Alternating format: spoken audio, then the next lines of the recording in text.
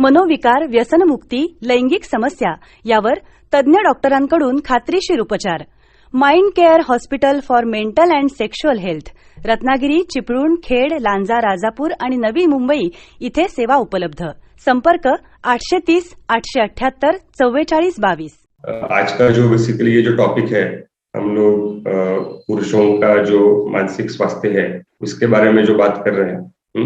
और उसके लिए हम लोगों ने एक अच्छे से एक नाम भी रखा है कि मर्द को भी दर्द होता है, जो काफी पुरानी फिल्म थी अमिताभ बच्चन की. तो उसमें ये सब डायलॉग था करके, तो हम लोग उसको थोड़ा सा चेंज किया है कि हाँ, मर्द को भी दर्द हो सकता है. उसमें थोड़ा मॉडिफिकेशन किया है. तो 19 यानी अभी 19 तारीख को 19 नवंबर को पूरे दुनिया में इंटरनेशनल मेंस डे ये इसका सेलिब्रेशन होता है. उसके पीछे एक जो वजह है ये क्यों सेलिब्रेट होता है कि बहुत बार ऐसा होता है कि महिलाओं के स्वास्थ्य के बारे में, महिलाओं के जो सोशल कल्चरल जो उनकी समस्याएं हैं, उनकी जो लीगल समस्याएं हैं, उनकी जो कौटुंबिक समस्या है, तो उनके बारे में बहुत बार बात होती है. और पुरुषों के बारे में हमेशा ऐसा होता है ना कि एक ऐसा नजरिया लेके चलते हैं लोग कि अच्छा, सभी पुरुष एक जैसे होते हैं, या पुरुषों के दिमाग में हमेशा एग्रेशन ही भरा होता है, पुरुषों के दिमाग में हमेशा कुछ लैंगिक बातें या अट्रैक्शन, फिजिकल अट्रैक्शन ही चलते रहते हैं. तो इस प्रकार से कुछ ना कुछ ऐसे, जिसको हम लोग बोलते हैं स्टीरियोटाइप जो एक होते हैं, या कुछ प्रकार के एक अपने एक गलतफहमियां जो है वो भी चलती रहती है. तो इसीलिए जो इंटरनेशनल लेवल पे हम लोगों को ये पुरुषों के जो ओवरऑल शारीरिक, मानसिक, सामाजिक, आर्थिक और उनके जो भी कुछ लीगल जो भी कुछ इश्यूज है, इसके बारे में बात होना जरूरी है. तो इसीलिए ये इंटरनेशनल मेंस डे जो है ये दुनिया भर में सेलिब्रेट किया जाता है. उसके बारे में कुछ ना कुछ प्रोग्राम्स होते रहते हैं. और इसी सिलसिले में भी हम लोग आज जो है कि आज के ये प्लेटफॉर्म पे, माइंड केयर मैराथन के प्लेटफॉर्म पे हम लोग पुरुषों के जो मानसिक समस्या है, पुरुषों का जो मानसिक स्वास्थ्य है, इसके बारे में हम लोग बात करने वाले हैं. ऐसे कहा जाता है कि men's are from Mars and women are from Venus. तो मतलब इसका मतलब है कि आदमी स्त्रियों से अलग होते हैं, उनकी सोच अलग होती है, उनका बर्ताव अलग होता है, उनकी जो सोचने का जो जरिया है वो अलग होता है. तो एग्जैक्टली क्या डिफरेंस होता है कि मेन का, पुरुषों का जो ब्रेन है और उसकी थिंकिंग जो पावर है या फिर थिंकिंग की जो कैपेसिटी है, वो कैसे वुमन से अलग है? बहुत अच्छा सवाल पूछा आपने. ये काफी बार डिबेट का भी टॉपिक होता है कि ये दोनों इतने अलग क्यों है. तो बेसिकली अलग क्यों, इसके पीछे काफी सारे वजह है. एक तो यहाँ पे हम लोगों ने देखना चाहिए कि पुरुषों में जो हार्मोन्स है वो अलग है, जिसको हम लोग टेस्टोस्टेरोन बोलते हैं. तो ऐसे कुछ हार्मोन्स है वो अलग है. एक जो हम लोग जिसको जीन्स बोलते हैं, जेनेटिक क्रोमोसोम्स जो उसको बोलते हैं, तो वो भी अलग है. पुरुषों में XY होता है, ठीक है, स्त्रियों में XX होता है. तो X है और एक Y है. तो इसमें काफी एक नेचर ने भी चेंज करके रखा है कि ये दोनों अलग है करके. तीसरा एक पार्ट है कि जो ओवरऑल हम लोग अगर देखा जाए कि जो ब्रेन का जो एक डेवलपमेंट है, इसको हम लोग सिंपल लैंग्वेज में बोलेंगे, ब्रेन का जो वायरिंग का सिस्टम है, ठीक है, वो तो उसमें भी डिफरेंस है. तीसरा और चौथा एक पार्ट इंपॉर्टेंट है कि जो एक प्रकार का एक सामाजिक तौर पे जो भी कुछ फैक्टर्स होते हैं, या जिस प्रकार से अपने बॉयज को या बच्चों को जिस प्रकार से एक पेरेंटिंग मिलता है, जैसे उनका अपब्रिंगिंग होता है, जैसे उनको उनका पालन होता है बचपन से, तो ये भी कुछ चीजें हैं. कुछ कल्चरल फैक्टर्स है, कुछ अपने रिलीजियस फैक्टर्स है. तो ये भी काफी सारे जो फैक्टर्स है, काफी सारे जो ये प्रभावित करने वाले घटक है. तो इसके वजह से ये पुरुषों का जो एक ओवरऑल एक ब्रेन है या ओवरऑल एक फंक्शनिंग है, तो ये स्त्रियों से काफी तौर पर अलग है. खास करके अगर हम लोग कुछ बेसिक अगर चीजें इसके बारे में डिफरेंसेस अगर देखना चाहेंगे, हाईलाइट करना चाहेंगे, तो क्या होता है ना कि एक प्रकार से जो पुरुष जो होते हैं कि उनका इमोशनल एक्सप्रेशन कम होता है। यानी जो हम लोग इसको बोलेंगे ना कि अपने भावनाओं का जो उन्होंने लोगों को बताने चाहिए, उसको एक्सप्रेस करना चाहिए, तो वो बताने के बारे में भी पुरुष थोड़े से कम रहते हैं। वो थोड़ा एक्सप्रेस नहीं कर पाते हैं, या करना है तो किस प्रकार से एक्सप्रेस करना है, इसमें भी थोड़ी सी डिफिकल्टियां होती है। बहुत बार ऐसा भी होता है ना कि जैसे पुरुष घर पे आ जाते हैं काम करने के बाद, और फिर बीवी पूछती है, कुछ ना कुछ सवाल पूछती है, तो वो थोड़े से भड़क से जाते हैं कि वही सवाल क्यों पूछ रहे हैं, या उनके पास ज्यादा कुछ बोलने के लिए बात नहीं रहती। इसके पीछे भी एक वजह है कि जो एक भगवान ने जो बना के रखा है ना, या जो नेचर ने बना के रखा है ब्रेन और जो सिस्टम है, कि दिन भर में पुरुष जैसे फॉर एग्जाम्पल समझ लो कि 2 या 3 हजार वर्ड्स या शब्द बात कर सकते हैं, और स्त्रियां जो होती है या फीमेल्स होती है, वो मेरे ख्याल से 8-10 हजार वर्ड्स तो कम से कम बात ही कर लेती दिन भर में। तो ये भी एक बहुत बड़ा डिफरेंस है। तो एक जो रिजर्व जो दिया है ना कम्युनिकेशन के बारे में, वर्ड्स का जो रिजर्व है, जो दिमाग के प्रोसेसिंग में होना चाहिए, वो भी थोड़ा कम है। और इसलिए जो इमोशनल एक्सप्रेशन करने में भी उसमें या डिफिकल्टी आ जाती है, या कम्युनिकेशन में डिफिकल्टी आ जाती है। और इसको भी कभी कभी एक गलत फहमी की तरफ से देखा जाता है कि ये तो बात ही नहीं करते, या ये पुरुष जो है वो किसी को समझते नहीं, या उनको बात करने में इंटरेस्ट नहीं होता है। ये भी कभी कभी गलत फहमी हो जाती है। तो ये और एक बहुत बड़ा एक कोर डिफरेंस है। तीसरा एक, अगर हम लोग देखा जाए ना कि जो मेल का जो साइकोलॉजी है, उसमें बनने के लिए ना एक अपने काफी सारे जो सामाजिक फैक्टर्स है ना, जो बचपन से जो पुरुषों के जो लाइफ में जो होती है, पेरेंट्स के तरफ से, अपने जो मित्र परिवार है, या अपने जो घर के जो बड़े बुजुर्ग हैं, रिश्तेदार हैं, उनके तरफ से भी एक तरीका सा एक ऐसा एक दृष्टिकोण लेके हम लोग चलते हैं, कि वो दृष्टिकोण में हम लोग सोचते हैं कि अच्छा, बॉयज शुड नॉट क्राई, बच्चों ने रोना नहीं चाहिए, या बच्चों का अगर समझो कहाँ पे छोटा सा अगर चोट लग जाती है, तो अरे तू तो लड़का है ना, तू क्यों इतना रो रहा है करके, be a strong man, be a strong boy. तो ये हमेशा ये जो be a strong man, be a strong boy, ये वाला जो कंसेप्ट है ना, इसके वजह से भी ना एक तरीके से एक गलत आदत लग जाती है कि हमें किसी भी सिचुएशन में, किसी भी जो लोग बोलते हैं ना फैक्टर्स में, कोई भी स्ट्रेस में, हमें हमेशा डट के खड़ा रहना है। हमें अपने जो वल्नरेबिलिटी है, जहाँ पे हम लोग कमजोर पड़ सकते हैं, तो कमजोर नहीं पड़ना है। तो ये हमेशा ना क्या होता है ना, इसके वजह से गलती क्या हो जाती है ना, ये जो साइकोलॉजी जो है ऐसा बन जाता है, और बहुत सारे जो पुरुष है वो एक प्रकार का मास्क पहन के चलते हैं, एक प्रकार का एक मुखौटा पहन के चलते हैं, जो अंदर जो है वो हमेशा रियल रहते हैं, और जो समाज के लिए हमेशा एक ऐसा स्ट्रांग अपना एक इमेज बना के रखते हैं। तो ये भी साइकोलॉजी है, ये भी समझना बहुत जरूरी है। और एक इंपॉर्टेंट साइकोलॉजिकल फैक्टर यहाँ पे हम लोगों ने देखना जरूरी है कि जो रिस्पॉन्सिबिलिटी जो होती है, तो ये रिस्पॉन्सिबिलिटी के वजह से भी काफी टाइम जो एक्सप्रेशन जो होते हैं, या खुद के बारे में जो बात करने का जो होता है, वो भी नहीं कर सकते।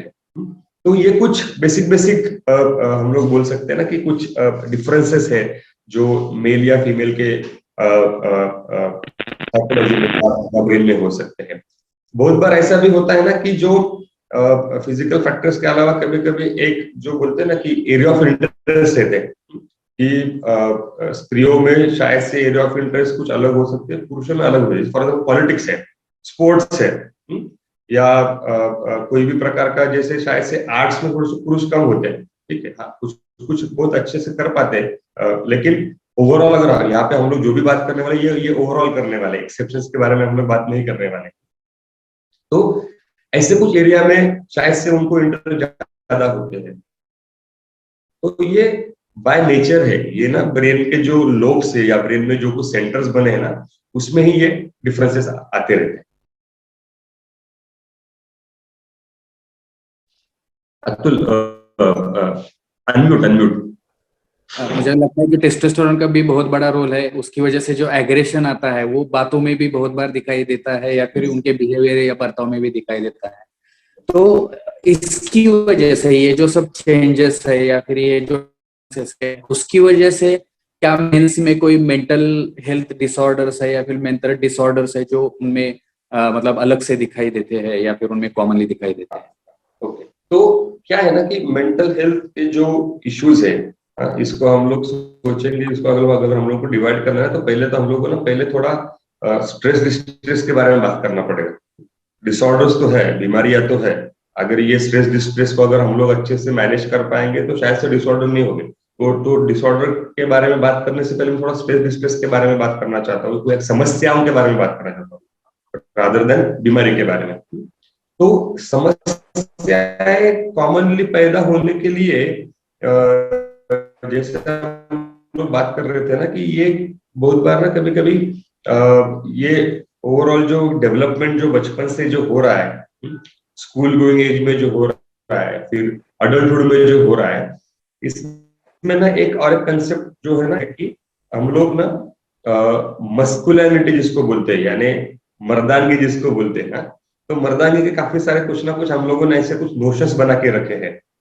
तो ये नोशंस जो है या उसके जो एक क्राइटेरिया जो बना के रखे हैं ना कि ये है तो वो पुरुष जो है या उसमें पुरुषार्थ है या उसमें मर्दानगी है या उसमें मस्कुलिनिटी है। तो इस सारे जो भी कुछ ये स्टीरियोटाइप्स जो है, तो ये भी काफी बार वो पुरुषों के जो मानसिक स्वास्थ्य है उसके ऊपर इफेक्ट करते हैं। और वो जो इफेक्ट जो कर रहे हैं ना उसमें हम लोग ये सोचना जरूरी है कि हमें हमेशा जो जिसको हम लोग मर्दानगी प्रूव करने के लिए या अपना मस्कुलिनिटी प्रूव करने के लिए स्ट्रांग रहने का जरूरत नहीं है। ये जो वल्नरेबिलिटी है, ये वल्नरेबिलिटी को हम लोगों ने जो है ना समझना जरूरी है। यहाँ पे जो भी मेरे पुरुष मित्र जो ये सुन रहे हैं ना, उन्होंने ये जानना जरूरी कि हम लोग जो है कोई भी ऐसा कोई करने की तरह हम लोग कोई भी कवच कुंडल पहन के नहीं आए, ठीक है। हम में हर किसी में कुछ ना कुछ तो ऐसे फैक्टर्स है जिसके वजह से हम लोगों को शारीरिक तकलीफें हो सकती है, वैसे मानसिक तकलीफें भी हो सकती है। हम लोग कोई ऐसा कुछ उसके बारे में कुछ वैक्सीन लगा के नहीं आए, तो हो ही सकता है। तो ये जो सब बातें हैं ना मस्कुलिनिटी और ये सब झूठ है, ठीक है। हम लोगों ने खुद के साइकोलॉजी को समझना जरूरी है और उसके हिसाब से हम लोगों ने उसके बारे में एक्सप्रेस होना जरूरी है, तो जाके हम ना ये थोड़ा स्ट्रेस डिस्ट्रेस को मैनेज कर पाएंगे।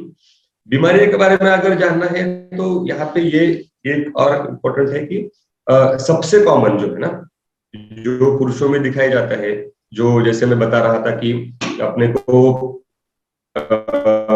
जो मास्क पहन के चलते हैं हम लोग, तो ये मास्क पहनने की वजह से ना जो डिप्रेशन की जो बीमारी है या नैराश्य की जो बीमारी है, ये भी बहुत समय के लिए एक्सप्रेस नहीं हो पाती है या वो छुपी हुई सी रहती है, जिसको हम लोग हमारे इसमें लैंग्वेज में बोलते हैं साइंटिफिक मास्क डिप्रेशन होता है कि। और ये मास्क डिप्रेशन है जिसके वजह से ना पुरुष जो है शायद से उनमें ना ये जो जैसे डिप्रेशन में अगर महिला को डिप्रेशन है तो शायद से वो थोड़ा सा ज्यादा रोएगी या ज्यादा बात करेगी, या पुरुष जो है थोड़ा सा अकेला ज्यादा हो जाते हैं, उनका ना काम में थोड़ा सा ध्यान कम हो जाता है या चिड़चिड़े हो जाते हैं। बहुत बार ये जो डिप्रेशन है ये डिप्रेशन बढ़ने के वजह से एडिक्शन जैसे प्रॉब्लम्स भी आ सकते हैं। बहुत सारे जो व्यसनों की समस्या है वो भी आ सकती है।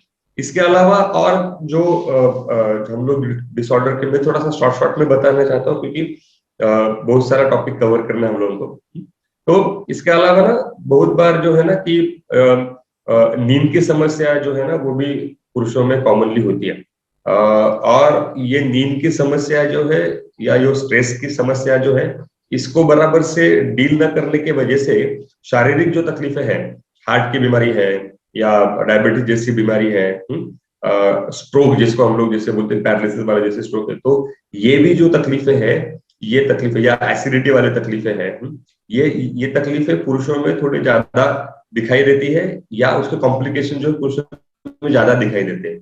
और अभी के हालत में देखा जाए तो एज यंग एज जैसे 30-35 साल के जो पुरुष है उनमें भी ये हार्ट की तकलीफ है, डायबिटीज की तकलीफ से बहुत ज्यादा दिखने लगी है, क्योंकि उसमें सबसे इंपॉर्टेंट फैक्टर हो रहा है स्ट्रेस। ठीक है। फिर तीसरी अगर बीमारी अगर हम लोग देखना चाहें तो जो स्किज़ोफ्रेनिया जैसी बीमारी है या बाइपोलर मूड डिसऑर्डर जैसी बीमारी है, तो ये भी पुरुषों में काफी लेवल तक दिखाई देती है। उसका भी प्रमाण जो है ये पुरुषों में दिखाई देता है।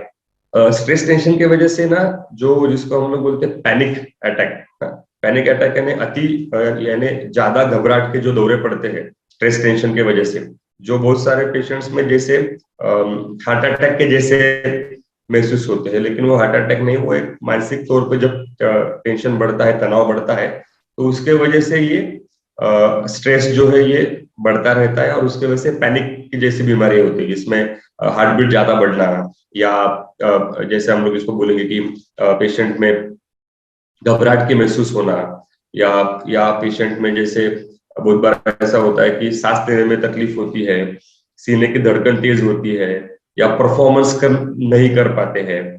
तो ये वाली जो तकलीफ है, ये पैनिक अटैक वाली तकलीफ भी स्ट्रेस टेंशन के जो पीरियड है उसमें ज्यादा दिखाई देती है। इसके अलावा अगर हम लोगों को ये देखा जाए कि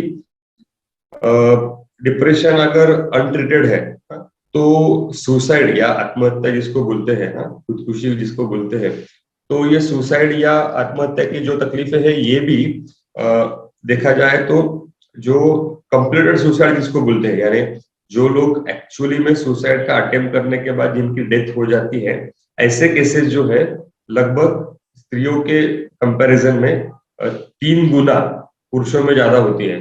और ये होने का भी कारण ये है क्योंकि ये जब लोग सोच लेते हैं कि मुझे ऐसा कुछ करना है, या डिप्रेशन ज्यादा बढ़ जाता है, तो अभी कुछ हेल्प अवेलेबल नहीं है, अभी मैं किसी के बारे में अपने जो सॉरोज है या मेरे जो कठिनाइयां है, मेरे जो तकलीफें है, ये किसी को बताऊंगा तो शायद मेरे बारे में क्या सोचेंगे। ये तो सोचेंगे अरे ये तो कैसे लड़कियों जैसे बात कर रहा है, कि लड़कियों जैसे रो रहा है करके, ये तो खुद का टेंशन तनाव भी हैंडल नहीं कर पा रहा है करके, तो किसको बताओ। तो ये इसके वजह से ना ये डिप्रेशन बढ़ते जाता है और एक्सप्रेस नहीं हो पाता है, इलाज नहीं हो पाता है। डॉक्टरी जो उसके बारे में जो राय है, साइकियाट्रिस्ट की जो राय है, ये बहुत बार नहीं ली जाती है, और एक ऐसा मोमेंट आता है कि अभी कुछ मतलब नहीं जीने से। और जो सुसाइड का अटेम्प्ट होता है, जो काफी लीगल होता है, यानी जो काफी सीरियस होता है, और जिसके वजह से पुरुषों की जो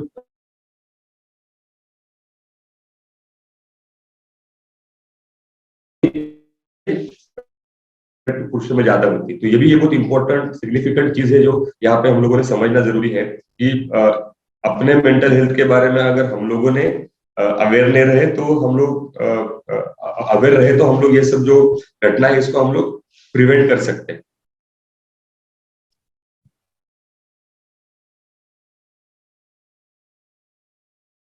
कॉमन होती है, इसके बारे में शायद से डॉक्टर अतुल कुछ अलग से सेमिनार ले सकते हैं, उसके बारे में ज्यादा डिटेल में नहीं बात करूंगा। लेकिन सेक्सुअल समस्या भी बहुत ज्यादा कॉमन होती है, और ये सेक्सुअल समस्याओं में ज्यादा से ज्यादा जो कारण होते हैं सेक्सुअल समस्या आने के लिए, उसमें फिजिकल कारण बहुत कम होते हैं। जो यंग पुरुष जो है, जिसको हम लोग बोलेंगे 20 साल से लेके एक लगभग 40-45 साल तक जो पुरुष है, जो मेल्स है, इनमें जो सेक्सुअल समस्या जो आती है, इनमें जो है जो फिजिकल समस्या, जैसे कोई डायबिटीज की बीमारी है, हार्ट की बीमारी है, या कुछ किडनी की बीमारी है, या कुछ और हार्मोनल चेंजेस है, इसके वजह से होने वाली जो सेक्सुअल समस्या है, ये जनरली ये 20 से 45 साल के एज ग्रुप में कम होती है। और लगभग 90% जो सेक्सुअल समस्या जो पुरुषों में दिखाई देती है इस एज ग्रुप में, उसमें साइकोलॉजिकल फैक्टर्स यानी मानसिक जो तकलीफें हैं, ये काफी ज्यादा उसमें कारणीभूत होती है। और उसमें भी जो हम लोग इसको बोलते हैं कि जो प्रीमैच्योर इजैकुलेशन बोलते हैं, उसमें शीघ्र पतन की बीमारी होती है, उसमें भी एक एंजाइटी वाला जो फैक्टर है, और जो एक सेक्सुअल जो एक प्रकार के मिसकंसेप्शंस होते हैं, तो ये वाले फैक्टर्स भी काफी इसमें इंपॉर्टेंट होते हैं। और इसके बारे में भी जो पुरुष है उन्होंने ये जानना जरूरी है, क्योंकि क्या होता है ना, सेक्सुअल समस्या के बारे में हम लोग, मैं अभी क्यों बात कर रहा हूँ, क्योंकि शायद से यहाँ पे मिक्स क्राउड है, कुछ फीमेल्स बोल सकती कि सर डायरेक्टली इसके बारे में क्यों बात कर, लेकिन ये बात करना क्यों जरूरी, क्योंकि मेल्स जो होते हैं उनमें सेक्सुअल जो समस्या है या सेक्स ये जो वाला पार्ट है, ये लाइफ का एक बहुत इंपॉर्टेंट पार्ट समझ लेते हैं। और इसको अपने मर्दांगी के साथ, अपने जो एक मस्कुलरिटी, अपना जो एक पुरुषार्थ है, इसके साथ अननेसेसरली जोड़ा जाता है। ये ठीक हो रहा है तभी अच्छा है, ये ठीक नहीं हो रहा है तो अच्छा नहीं है। और इसके वजह से जो जो टेंशन तनाव है और बढ़ते जाता है, और ये टेंशन तनाव और बढ़ने की वजह से ये सेक्सुअल समस्या हाल होने की वजह से वो और बिगड़ते जाती है। और जैसे मैंने बताया कि 90% जो फैक्टर्स है जो सेक्सुअल समस्या आने के लिए 20 साल से लेकर 45 साल तक के जो मेल्स है उनमें उनमें तो मानसिक तान तनाव ही है। और इसके वजह से और टेंशन लेने की वजह से उसका जो साइकिल है वो साइकिल बनता जाता है। और कभी बहुत सारे जो पुरुष इसमें फंस जाते हैं, अटक जाते हैं, और उसके वजह से सेकेंडरी डिप्रेशन जिसको हम लोग बोलते हैं, या एंग्जाइटी की बीमारियां है, नींद की तकलीफ है, ये और बढ़ती जाती है। ठीक है, तो ये भी यहाँ पे डिस्कस होना जरूरी है, इसलिए इसके बारे में बात किया। मुझे लगता है थोड़ा सा जो हम मास्किंग की बात कर रहे हैं, तो बहुत बार ये मास्किंग जो है एक एग्रेशन के वजह से होता है, और दूसरा जो होता है वो एडिक्शन की वजह से होता है। तो ये एडिक्शन के बारे में थोड़ा सा डिटेल में बात करना मुझे लगता है जरूरी है, क्योंकि अल्कोहल एडिक्शन और ड्रग्स का भी एडिक्शन ये मेल्स में यूजुअली कॉमन है, बहुत कॉमन है। और एक्चुअली हर एक बीमारी, मतलब स्किज़ोफ्रेनिया हो, डिप्रेशन हो, नींद की बीमारी हो, तो ये सभी मेंटल इलनेसेस कहीं पे उसकी वजह से डायग्नोज नहीं हो पाते हैं। एक्चुअली वो ड्यूअल डायग्नोसिस बन जाता है, लेकिन बहुत बार वो इस वजह से मेन जो डायग्नोसिस है वो अधूरा रहता है। तो एडिक्शन के बारे में आप क्या बताना चाहिए? ओके ओके ओके,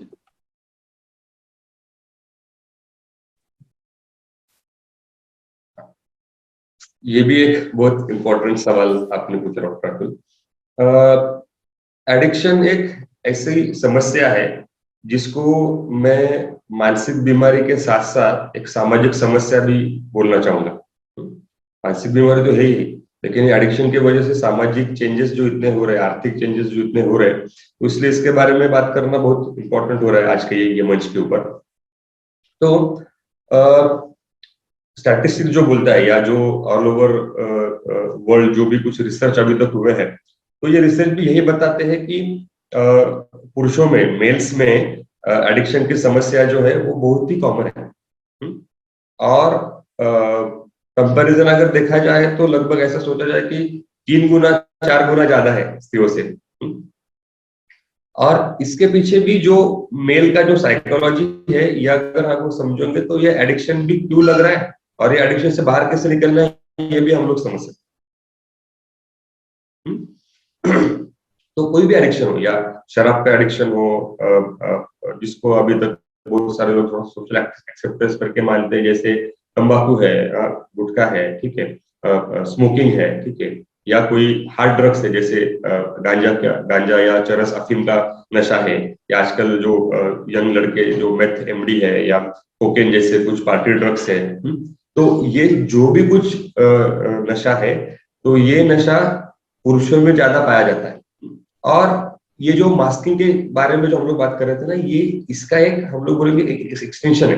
कि बहुत बार जो है ना कि एक तो मेल जो ब्रेन है जो बहुत क्यूरियस होता है। क्यूरियस रहने का मतलब उसको ना कुछ नया करने में हमेशा कुछ ना कुछ एक एंजॉयमेंट मिलती है। तो एक्सप्लोरेशन ज्यादा होता है मेल्स में, कि ये भी करके देखना है, वो भी करके देखना है, ये भी अच्छा लग रहा है, वो भी अच्छा लग रहा है ना? और इसके साथ साथ ना एक जो हम लोग जो बोलते हैं ना कि जो इमोशनल मैच्योरिटी जिसको बोलते हैं, या इम्पल्स को जो भी एक ख्याल आता है उसको कैसे कंट्रोल करना है, तो ये इमोशनल मैच्योरिटी या जो थोड़ा सा इम्पल्स कंट्रोल जिसको हम लोग बोलते हैं, कि कोई भी चीज मन में आए तो उसको करना है कि नहीं करना है, इसके पीछे हम लोग खुद का एक दिमाग लगाते हैं। तो ये जो इम्पल्स कंट्रोल वाला जो एक स्विच जो है, ये थोड़ा सा बहुत सारे पुरुषों में थोड़ा सा कम होता है, या वो जल्दी से काम नहीं कर पाता। ये एक डिफरेंस है मेल फीमेल्स में, और ये ना नेगेटिव डिफरेंस है।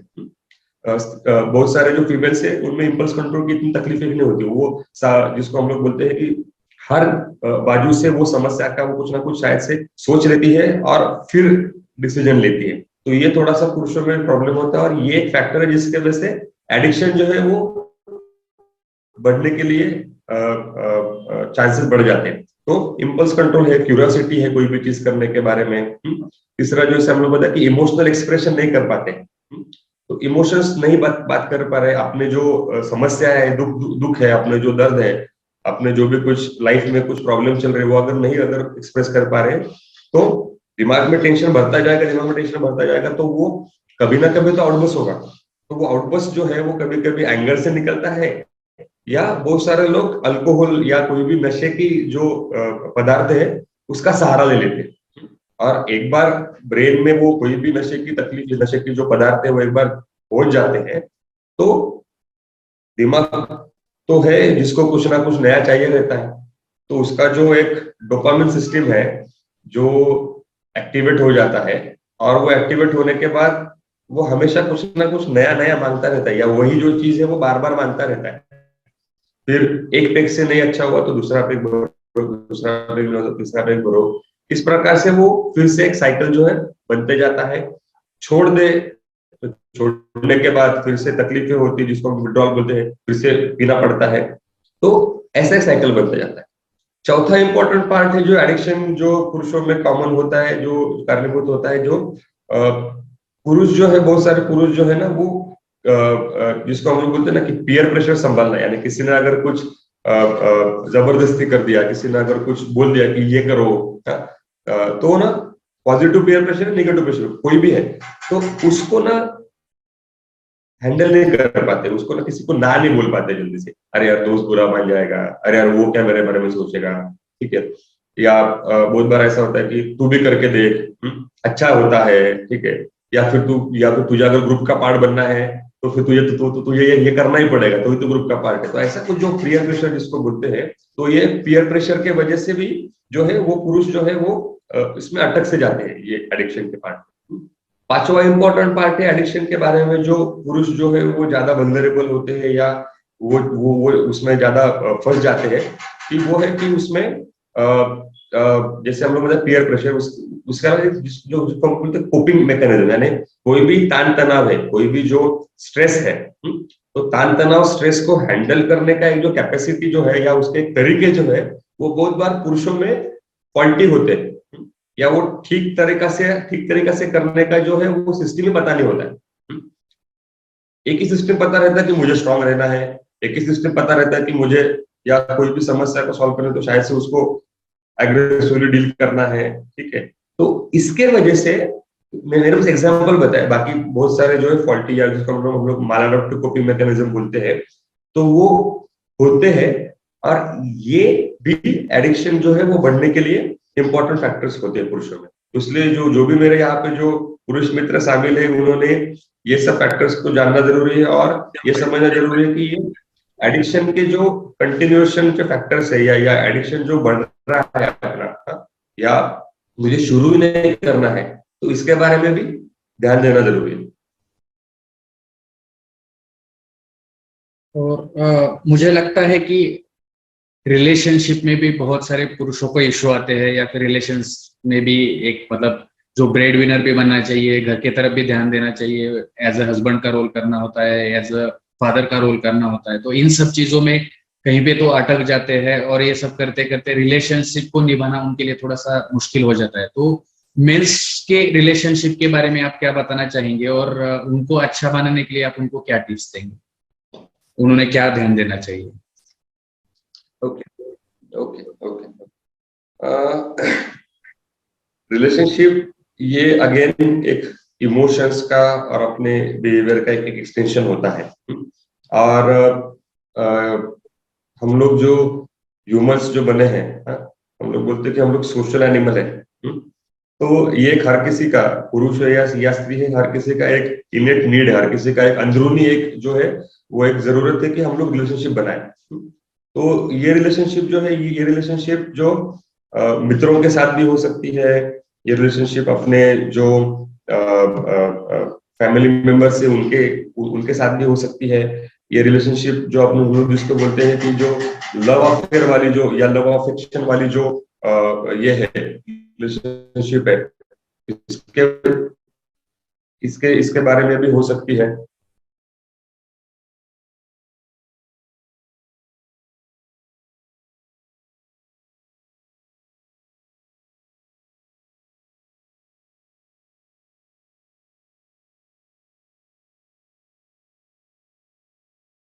एक 2 मिनट के लिए हम रुक सकते हैं, सर का नेटवर्क शायद चला गया है।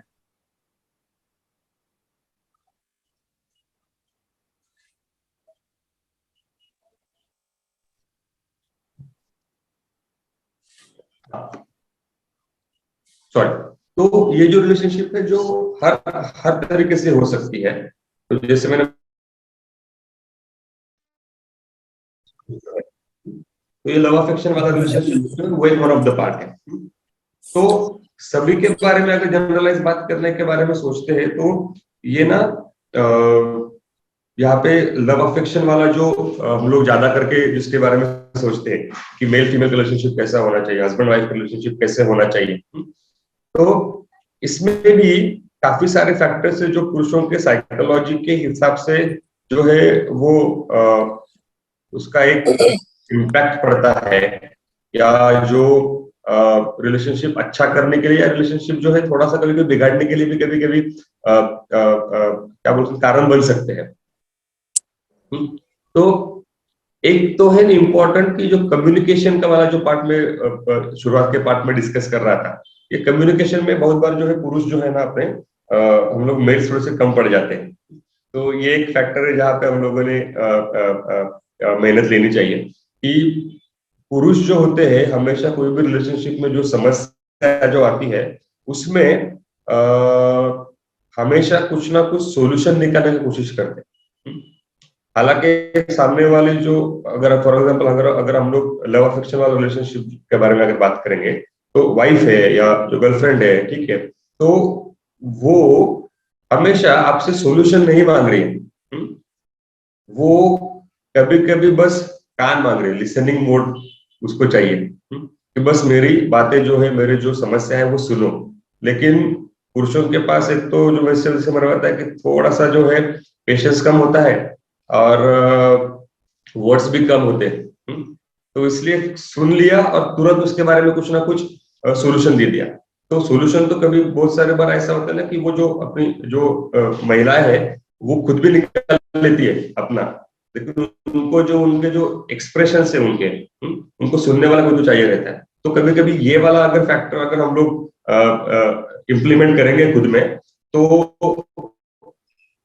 काफी सारे जो रिलेशनशिप की जो समस्या है वो यहाँ पे कम हो जाती है, फर्स्ट फैक्टर। सेकंड जो है ना कि अगर लव अफेक्शन वाला रिलेशनशिप के बारे में अगर बात करेंगे उसमें और एक चीजें होती है कि नहीं कि पुरुष जो होते हैं ना किसी के बारे में जो उसको हम लोग बोलते हैं अप्रिशिएट करना, तो अप्रिशिएशन में भी बहुत बार कम पड़ते हैं। तो खुल के अप्रिशिएट किया करो, ठीक है, भले घर में बेटी है, मदर है, वाइफ है, ठीक है, सिस्टर है, तो अप्रिशिएट करना सीखो, ठीक है।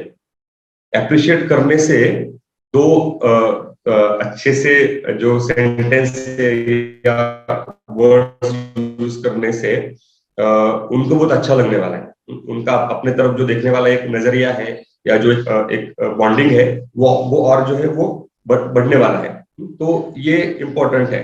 तीसरा एक पार्ट है ना कि मेल्स जो है ना, जैसे मैंने हम लोग बात कर रहे थे कि हार्मोन्स है या एक ओवरऑल जो ब्रेन का जो सर्किट्स है, ब्रेन का मैकेनिज्म है, साइकोलॉजी है, इसके वजह से ना एक हमेशा ऐसा वाला एक फीलिंग रहता है कि मैं अकेले कर सकता हूँ, जिसको हम लोग बोलते हैं कि खुद के ऊपर रिलायंस ज्यादा होता है, खुद के ऊपर भरोसा ज्यादा होता है कि मैं अकेला कर सकता हूँ, शायद से मुझे किसी का जरूरत नहीं है। और इसके वजह से कभी कभी क्या होता है ना, पुरुषों का जो एक इमोशनल बॉन्डिंग है, रिलेशनशिप में जो बॉन्डिंग है वो बहुत बार जो ना अच्छे से डेवलप नहीं हो पाता है। और ये बॉन्डिंग डेवलप न होने के वजह से बहुत सारे पुरुष जो है वो तान तनाव की सिचुएशन में या रिलेशनशिप के बारे में जो भी प्रॉब्लम्स आते हैं तो वो खुद को अकेले अकेले ज्यादा महसूस करने लगते हैं, या वो सिचुएशन से कैसे बाहर आना है, कैसे उसको एस्केप करना है, एस्केप के रूट ढूंढने के बारे में ज्यादा सोचते हैं। फिर वो एस्केप कभी कभी एडिक्शन के से बाहर आते हैं, या वो कभी कभी एस्केप जो है वो एंगर के वजह से बाहर आते हैं, या कभी कभी वो जो एस्केप है वो कभी कभी हम लोग इसको बोलते हैं ना कि यारों दोस्तों में ज्यादा रहो, काम में ज्यादा बिजी रहो, ठीक है, इस प्रकार से बाहर आते हैं। तो ये वाले जो फैक्टर्स है, ये वाले जो इम्पोर्टेंट है, ये रिलेशनशिप में काफी हम लोग बोलते हैं ना कि इम्प्रूवमेंट के चांसेस दे सकता है। तो अपने जो हम लोग जिसको बोलेंगे ना कि निगेटिव पार्ट्स है ना, जो मैं जनरलाइज बात कर रहा हूँ, शायद से हर किसी के साथ ये एप्लीकेबल नहीं हो, लेकिन कुछ कुछ फैक्टर जो है वो काफी जनरलाइज है, तो ये रिलेशनशिप में इंपॉर्टेंट है।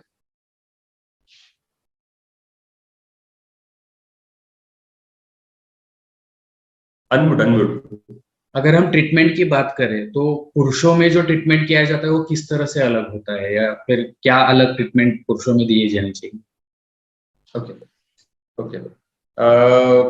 ट्रीटमेंट यानी ओवरऑल हम लोग यहाँ पे साइकेट्रिक पॉइंट ऑफ व्यू से बात कर रहे हैं, और बस मेडिसिन के बारे में बात करें, बीमारी के बारे में बात करें हम लोग? या बीमारी के बारे में, और जैसे है कि मतलब पुरुषों में एडिक्शन भी कंट्रोल होना चाहिए एट अ टाइम, एडिक्शन और इसका दोनों का भी ट्रीटमेंट होना चाहिए, या फिर काउंसलिंग साइकोथेरेपी यूजुअली मेल्स में बहुत बार कम बार यूज किया जाता है, फीमेल में ज्यादा, उनके पास में टाइम ज्यादा होता है, मेल के पास में टाइम बहुत कम होता है, तो वो कैसे ट्रीटमेंट को मॉडिफाई करना चाहिए या फिर क्या ध्यान देना चाहिए?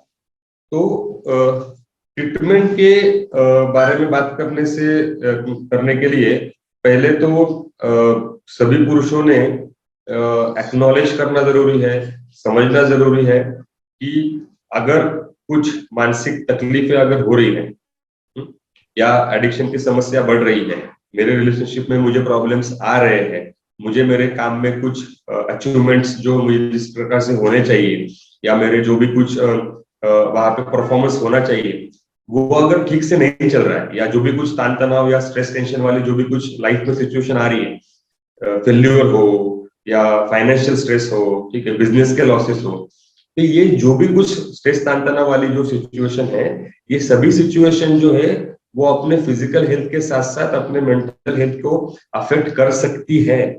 तो इसको सबसे पहले एक्नॉलेज करना जरूरी है सभी पुरुषों ने, और उसके बाद जो है वो सलाह लेके उसका जो भी एक डायग्नोसिस करना है, या उसके लिए किस प्रकार का ट्रीटमेंट करना है, इसके बारे में एक्सपर्ट जो डॉक्टर है, साइकेट्रिस्ट है, तो उनके पास जाके इसके बारे में सलाह मशवरा करना जरूरी है। तो ट्रीटमेंट डिफरेंसेस क्या होते हैं? ट्रीटमेंट डिफरेंसेस यही होते हैं कि बहुत बार जो महिलाएं होती है वो सतर्क होती है अपने इमोशनल हेल्थ के बारे में, जो पुरुष नहीं होते हैं। तो इसलिए मैंने वो पहला पॉइंट बताया कि फर्स्ट डिफरेंस पॉइंट यही है कि सतर्क रहना जरूरी है, सतर्क होने के बाद उसको एक्नॉलेज करके उसको एक्शन लेना जरूरी है। और जब कोई भी स्ट्रेस टेंशन वाली जो तकलीफें होती है, तो उसमें ट्रीटमेंट में मेडिकेशन का रोल होता है, यानी कुछ गोली दवाई होती है उसका रोल होता है, और बहुत सारे जो है जिसको हम लोग काउंसलिंग साइकोथेरेपी जो बोलते हैं, उसका भी एक रोल होता है। तो जिसमें जैसे डॉक्टर अतुल भी बात कर रहे थे अभी थोड़े टाइम पहले कि टाइम वाला जो फैक्टर है, तो पुरुष जो होते हैं हमेशा ना वो टाइम कैसे निकलेगा इसमें, और उसके वजह से इग्नोरेंस बढ़ते जाता है। तो टाइम निकलना इसमें जरूरी है, और जो एक अपना कभी कभी मेंटल ब्लॉक होता है कि मैं कैसे किसी को अपनी समस्या बताऊं, मैं कैसे खुद के जो इमोशनल जो डिफिकल्टी है कैसे एक्सप्रेस करूं। तो सभी पुरुषों ने यह समझना जरूरी है कि अपने जो दोस्त है, जो अच्छे दोस्त है, या अपने जो कोई रिश्तेदार है, या जो हमारे जैसे जो साइकियाट्रिस्ट डॉक्टर है या काउंसलर्स है, इनके सामने अगर बात करते हैं, खास करके जो प्रोफेशनल जो यहाँ पे लोग हैं इनके सामने अगर बात करते हैं, तो हम लोग है ना इंसान को, पर्सन को as a whole, as a individual समझने का कोशिश करते हैं। तो अगर कोई भी समस्या है, तो वो समस्या जो है, वो समस्या को अगर हम लोग एक्सप्रेस नहीं करेंगे, बात नहीं करेंगे, तो हल नहीं निकलेगा। और अगर हल नहीं निकलेगा तो वो समस्या बढ़ते जाएगी, और बढ़ते जाएगी तो एडिक्शन बढ़ते जाएगा, स्ट्रेस टेंशन बढ़ते जाएगा,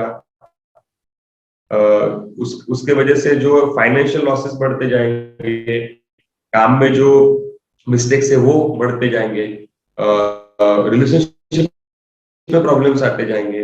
तो ये सब अवॉइड करने के लिए ट्रीटमेंट के बारे में जो है अप्रोच है जो है, या उसका जो अपना जो उसके बारे में देखने का जो नजरिया है, वो बदलना बहुत जरूरी है। और आपने जब बताया कि एक जो आप बता रहे थे कि पुरुष है तो पुरुष ने मतलब बताना नहीं चाहिए, तो ऐसे बहुत सारी गलत फहमियां मुझे लगता है लोगों में है कि पुरुष ने रोना नहीं चाहिए, या फिर अगर वो मेंटल हेल्थ उनको हो, मेंटल डिसऑर्डर्स उनको हो नहीं सकते हैं, अगर वो मेंटल डिसऑर्डर हो गए तो वो वीक है। तो ऐसी क्या क्या गलत फहमियां है जो लोगों के बीच में है, वो थोड़ा सा मुझे लगता है यहाँ पे लोगों को बताना जरूरी है।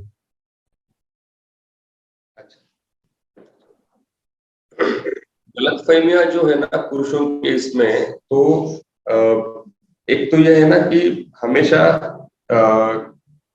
ओवरऑल मेंटल इश्यूज के बारे में जो गलतफहमियां जो है वो यहाँ पे भी एप्लीकेबल होती है कि मुझे कुछ पागलपन हो गया क्या, इसके वजह से मैं जा रहा हूँ, या मैं वीक हूँ इसके वजह से मैं जा रहा हूँ। तो पुरुष भी ऐसा ही सोचते हैं, बहुत सारे पुरुष, ऐसा नहीं कि महिला ऐसा सोचती, पुरुषों में भी यही सोचने का तरीका बहुत बार होता है। और हालांकि अगर देखा जाए तो पिछले 15-20 साल के अगर कंपैरिजन करेंगे तो हम लोग काफी लेवल तक आगे आगे बढ़ते जा रहे हैं, पॉजिटिव चेंजेस भी हो रहे हैं। तो ये पॉजिटिव चेंजेस को भी एक्नॉलेज करना यहाँ पे इम्पोर्टेंट है। और जो मेन जो गलतफहमी और एक होती है ना कि ये गोली के वजह से कुछ साइड इफेक्ट हो जाएगी या इसके वजह से मेरे शरीर में कुछ चेंजेस हो जाएंगे, तो इस गलतफहमी से बाहर आना जरूरी है, क्योंकि बहुत सारे ट्रीटमेंट एडवांसेस अभी जो है वो अवेलेबल है, और हमेशा ऐसा नहीं होगी खाना पड़ेगा। हम लोग भी चीजों को कैटेगराइज करते हैं कि जो समस्या है जो है जिसको मेडिसिन का जरूरत नहीं है, तो वो कभी कभी काउंसलिंग साइकोथेरेपी से भी ठीक हो सकती है। जो समस्या का जो हम इसको बोलते हैं सिवियरिटी जिसको बोलते हैं, तो अगर सिवियरिटी अगर ज्यादा है तो उसमें डेफिनेटली मेडिकेशंस का, गोली दवा का रोल होता है। तो मिसकंसेप्शन लेके चलेंगे कि गोली खाना पड़ेगा या मुझे पागलपन में तो नहीं हुआ है तो मैं क्यों जाऊं करके, इसके वजह से अपना सफरिंग बढ़ाते हैं ये अपने मिसकंसेप्शन की वजह से। और तो यहाँ पे हम प्रोग्राम के एंड की तरफ बढ़ रहे हैं, फर्स्ट जो पार्ट है उसके एंड की तरफ बढ़ रहे हैं। तो आप यहाँ पे जो पुरुष है, बहुत सारे पुरुष है यहाँ पे जो अटेंड कर रहे हैं, तो उनको अच्छे मेंटल हेल्थ के लिए, पुरुषों के लिए आप क्या टिप्स देंगे? ओके, काफी सारे बातें वैसे मैंने मेरे लेक्चर में जो भी हम लोग जो अभी जो डिस्कशन किया उसमें कवर कर चुका हूँ। उसको अगर थोड़ा थोड़ा समराइज करेंगे तो हम लोग शायद से ये कुछ पॉइंट आउट करेंगे। एक तो ये है ना कि जो जेंडर रोल जिसको हम लोग बोलते हैं ना कि एक प्रकार से समाज ने, कल्चर ने, स्त्री ने ये काम करने चाहिए, पुरुष ने ये काम करने चाहिए, तो ये वाला जो जेंडर रोल देख के रखा है, तो ये जेंडर रोल में बहुत बार हम लोग फंस जाते हैं। और ये जेंडर रोल में फंसने के वजह से हम लोग खुद को रिस्ट्रिक्ट कर लेते हैं चीजों में, ये करना है, ये नहीं करना है, ये करेंगे तो ये पुरुष का काम है, ये करेंगे तो ये स्त्री का काम है। वो हर जगह से होता है, कौन से कपड़े पहनने हैं, किस प्रकार से खुद को ग्रूम करना है, किस प्रकार से चीजें खरीदनी है, किस प्रकार से बातें करनी है, हर कोई जो डोमेन है अपना लाइफ का, इसमें हम लोग ये जेंडर रोल की वजह से फंस जाते हैं और इसकी वजह से हम खुद को रिस्ट्रिक्ट कर लेते हैं। तो ये रिस्ट्रिक्शन जो है ना जेंडर रोल का, कुछ चीजें डेफिनेटली करनी है, हाँ, लेकिन फंसना नहीं है, ये एक इम्पोर्टेंट है। क्योंकि ये जहां पे भी हम लोग फिक्स हो जाते हैं, हम बोलते हैं ना कि रुक गए तो शायद से हम लोग आगे नहीं बढ़ पाते, तो वैसे जेंडर रोल में भी अगर रुक जाते हैं, फंस जाते हैं, तो आगे नहीं बढ़ पाएंगे। वो प्रोसेस होना चाहिए, अपना लाइफ जो है हमेशा वो डायनामिक होता है, वो कभी स्टैटिक यानी एक तरीके से नहीं चलता है। ईसीजी रुक गया तो हम लोग रुक जाएंगे, ठीक है। तो उसके अलावा और एक पार्ट है कि हम लोग जिसको बोलेंगे ना कि अपने इमोशंस को पुरुषों ने समझना जरूरी है कि मुझे गुस्सा क्यों आ रहा है, मुझे यहाँ पे बुरा क्यों लग रहा है, मुझे खुशी क्यों लग रही है, मुझे फ्रस्ट्रेटेड फीलिंग क्यों लग रहा है। तो इमोशंस जो है जितने स्त्रियों में है उतने ही पुरुषों में भी है। वो सेम ही तरह से जा रहा है। ऐसा नहीं है कि खुशी बस स्त्रियों में महसूस होती है, पुरुषों में नहीं होती है, या वो सब स्त्रियों को आता है पुरुषों को नहीं आता है। तो वो जो इमोशंस का जो एक स्पेक्ट्रम है, जो डोमेन है, वो हर किसी में है। हमें उसको एक्नॉलेज करना है, हमें उसको समझना है कि हाँ, ये मेरे साथ हो रहा है। तो एक बार वो अगर समझ में आया ना, तो हम लोग उसको कैसे कैसे मैनेज करना है, वो उस प्रकार से उसमें स्टेप्स ले सकते हैं। बुरा लगा है किसी के बारे में, किसी चीज के बारे में दुख लगा है, अगर पैर में दुख रहा है, अगर दर्द हो रहा है, तो वैसे ही अगर दिल में दर्द हो रहा है, मन में दर्द हो रहा है, तो बात करो, स्पीक इट अप। तो हमेशा जरूरी नहीं है कि हर कोई समस्या के लिए अपने रिश्तेदार है, अपने फैमिली मेंबर से, अपने पार्टनर से, वाइफ है, अपने बच्चे हैं, अगर किसी के अगर बच्चे अगर उम्र में बड़े हैं, 20-25 साल के ऊपर चले गए, तो उनके साथ भी डिस्कस कर सकते हैं। ये भी हम लोग कभी कभी पकड़ के चलते हैं, वो तो बच्चे, वो तो क्या समझेंगे मेरी प्रॉब्लम। तो कम्युनिकेशन अच्छा करना जरूरी है, एक्सप्रेशन ऑफ इमोशंस अच्छा करना जरूरी है। तो ये एक पार्ट है। तीसरा और एक इम्पोर्टेंट है ना, कि अपने अपने जो इमोशनल नीड्स है, पुरुष जो होते हैं ना, हमेशा एक प्रकार से ये भी एक स्टेरियोटाइप है कि मुझे खुद के लिए कुछ खरीदना नहीं है, मुझे बस जिम्मेदारी निभानी है, ये अगर मैं नहीं करूंगा तो कोई कोई दूसरा नहीं कर पाएगा या फिर नहीं करेगा। और फिर जो है ना, ये जो भी कुछ बोझ है, रिस्पॉन्सिबिलिटी का जो बोझ है, जो एक इमोशंस का बोझ है, कि जो अपने खुद के इमोशनल नीड्स भी नहीं समझ पाती है, इसके वजह से हम लोग खुद को कैरी करते रहते। पुरुष जो है खुद को कैरी करते रहते, जिसको हम लोग बोलते हैं ना कि जिंदगी कट जाता है बस। हाँ, और वो जिंदगी कट जाता है, इसके वजह से कभी कभी खुद के जो प्रोग्रेशन है वो रुक जाते हैं। तो अपने इमोशनल नीड्स समझना जरूरी है, रिस्पॉन्सिबिलिटी है, जिम्मेदारी है,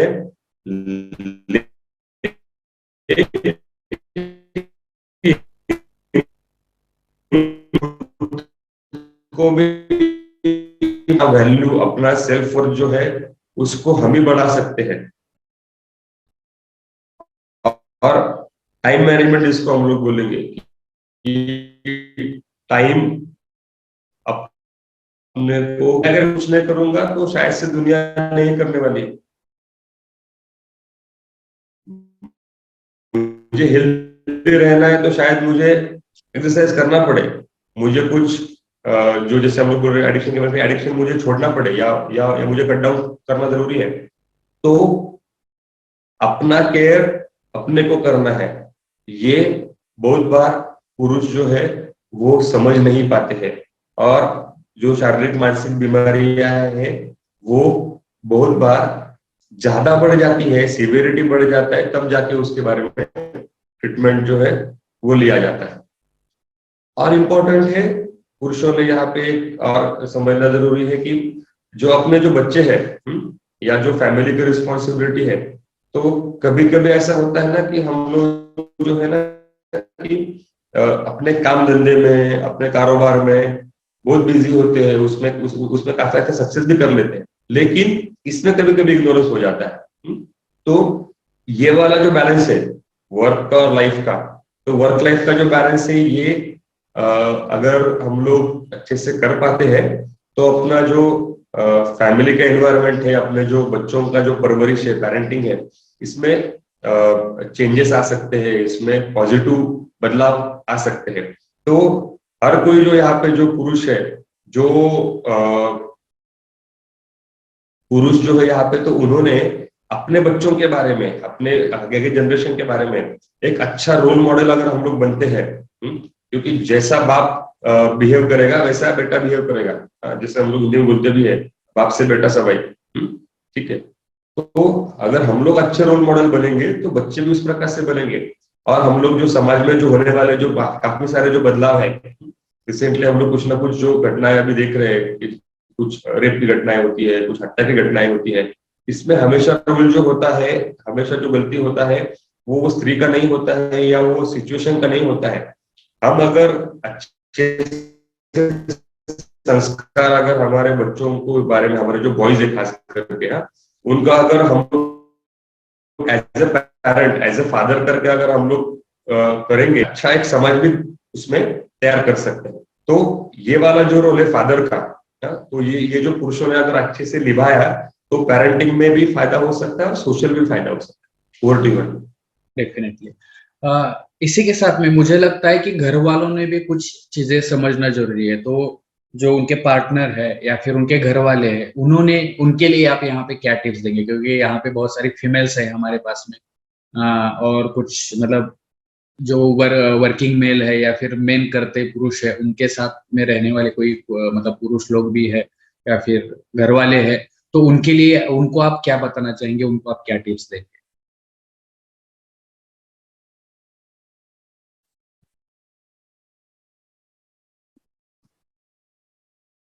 डेफिनेटली, जैसे इंडिविजुअली हर कोई मेल्स ने, हर कोई पुरुष ने खुद में क्या बोलते हैं चेंजेस लाना जरूरी है, वैसे ही जो उसके फैमिली मेंबर्स हैं,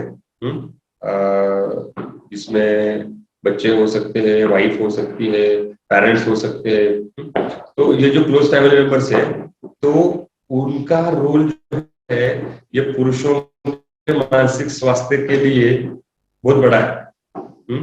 क्योंकि कोई भी इंसान है, भले वो एडिक्शन के दौर से गुजर रहा है या वो डिप्रेशन में गुजर रहा है या रूटीन स्ट्रेस टेंशन से गुजर रहा है, उस इंसान को पॉजिटिविटी में लाने के लिए, उसका एडिक्शन छुड़ाने के लिए, उसका डिप्रेशन से उसको बाहर निकालने के लिए जैसे ट्रीटमेंट का रोल है, वैसे ही फैमिली मेंबर्स का इम्पोर्टेंट रोल है। और ये रोल अगर हम लोग अगर अच्छे से नहीं निभाते हैं तो वो इंसान जो है वो अकेला शायद से हर कोई समस्या को नहीं लड़ पाएगा। फैमिली में खास करके जो उस पुरुष की जो वाइफ है, जो पार्टनर है, तो बहुत बार झगड़े जो होते हैं ना रिलेशनशिप में, तो उसमें ना ब्लेम गेम बहुत आता है। तुमने ये किया, तुमने ये नहीं किया। तो ब्लेम जो है वो ब्लेम करने से पहले कम्युनिकेशन के बारे में सुधार सकते हैं। इससे अच्छा हम दोनों क्या कर सकते हैं, ये डिस्कशन होना है। क्योंकि अगर कोई भी चीज में ब्लेमिंग हो जाता है तो वो टकराव होगा, ठीक है। लेकिन अगर चर्चा होती है, तो उसमें सॉल्यूशन फोकस निकलेगा, प्रॉब्लम सॉल्व होने के बारे में आगे बढ़ पाएंगे। सेकंड ये है ना कि इमोशनल जो नीड्स है, वो हर कोई स्त्री ने अपने जो लाइफ में जो भी कुछ पुरुष है, तो उनका इमोशनल नीड्स को समझना है। भले वो थक के आ रहे हैं, भले वो आपको चेहरे से दिख रहे कि खुश है या वो चिड़चिड़ कर रहे हैं, तो एक अगर अच्छे से अगर हम लोग पूछते हैं कि आपको कुछ तकलीफ हो रही है क्या, आपको कुछ मेरे से बात करनी है क्या, आप कुछ टेंशन में लग रहे हो, तो सिंपल पोलाइट जो ओपन एंडेड जो हम लोग इसको क्वेश्चंस बोलते हैं, कि वो अगर पूछते हैं तो इसके वजह से उस पुरुष को बात करने के लिए कुछ अपॉर्चुनिटी मिल सकती है। क्योंकि जैसे मैं कुछ टाइम से बात कर रहा हूं कि खुद से नहीं बात करेंगे, आपको पूछना पड़ेगा एग्जैक्टली क्या हो रहा है। कभी कभी एक नहीं 4 बार भी पूछना पड़ सकता है कि अगर आप कंफर्टेबल हो तो हम लोग बात कर सकते हैं, अगर आपको टेंशन है तो हम लोग तो आप हमें बताओ। तीसरा है ना कि जो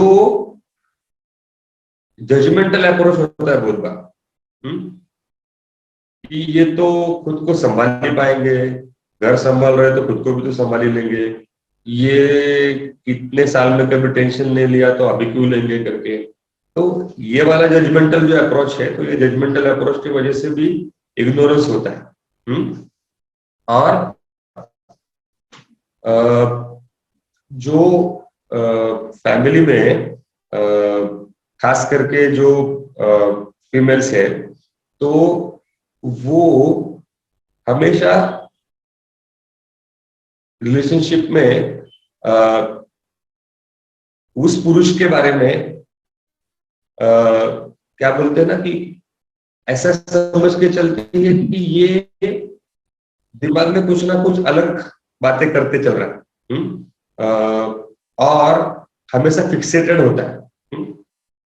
तो अगर ये जो एक प्रकार का जो एक गलतफहमी जो दिमाग में बना के रखा है कि इसने ऐसा किया तो शायद से ये, फॉर एग्जांपल अगर हम लोग कोई एडिक्ट पर्सन के बारे में बात करेंगे, तो बहुत बार वो छोड़ भी देता है, और कभी कभी काम के सिलसिले की वजह से भी कभी वो लेट आ सकता है।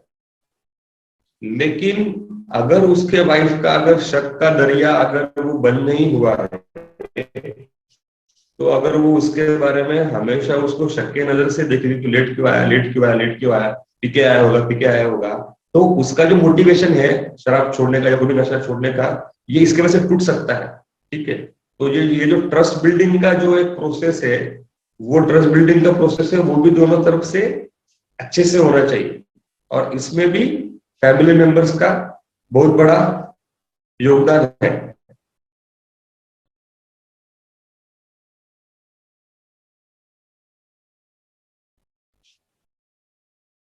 अतुल, और कुछ क्वेश्चन है तो आप पूछ सकते हो।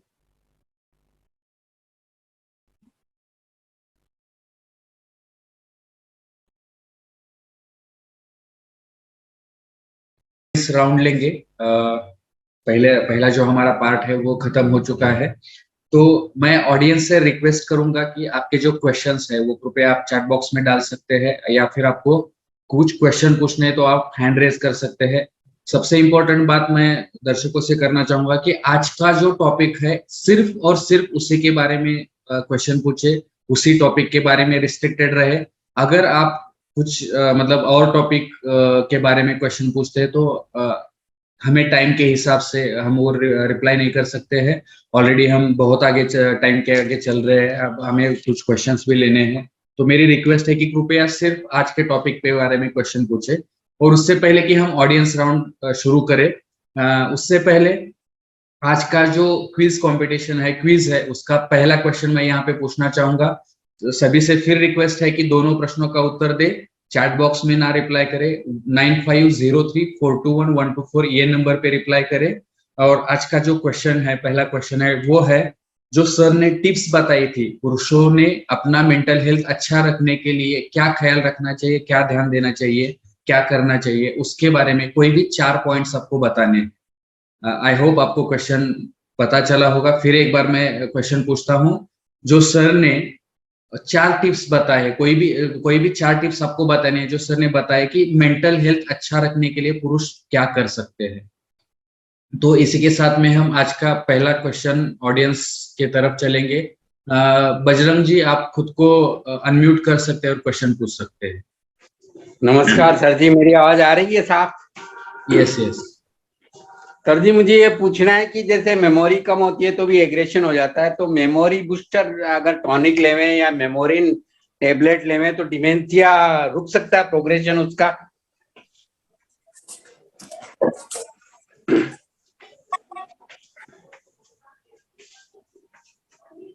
सर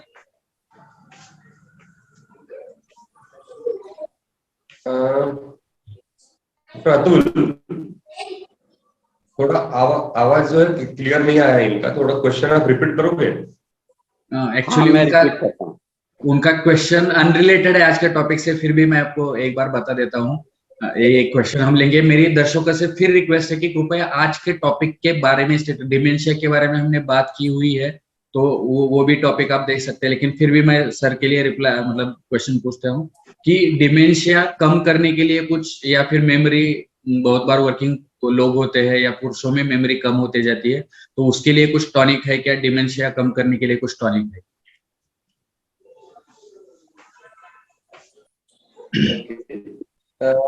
बेसिकली मेमोरी कम हो रही है, इसके बारे में डॉक्टर सलाह लेने के बाद भी हम लोग ये समझ सकते हैं कि ये इन में होने वाला फॉरगेटिंग है या सच्ची में डिमेंशिया है, जिसको हम लोग अल्जाइमर्स डिमेंशिया या स्मृति भ्रंश की बीमारी बोलती है। तो इसके लिए कोई टॉनिक से ज्यादा इम्पोर्टेंट है कि ये क्यों हो रहा है, ये समझना जरूरी है। क्योंकि भी बहुत बार हम लोग कुछ ना कुछ चीजें भूल सकते हैं। टेंशन डिप्रेशन की बीमारी की वजह से भी जो है वो भूलने का पड़ता है, जिसको सूडो डिमेंशिया बोलते हैं। और जब थोड़ा उम्र बढ़ता है तो उसके वजह से जो डिमेंशिया जिसको बोलते हैं स्मृति भ्रंश अल्जाइमर्स की बीमारी, तो उसमें भी होते हैं। तो ये जब तक क्लैरिटी नहीं आ रहा है कि किस चीज के वजह से हो रहा है, तब तक शायद से ऐसा ओवर द काउंटर कोई भी मेडिकल से जाके कोई टॉनिक लेना ठीक नहीं है। मैं विहंगा जोगलेकर से रिक्वेस्ट करूंगा कि कृपया खुद को अनम्यूट करें और आज का आपका जो क्वेश्चन है वो पूछे।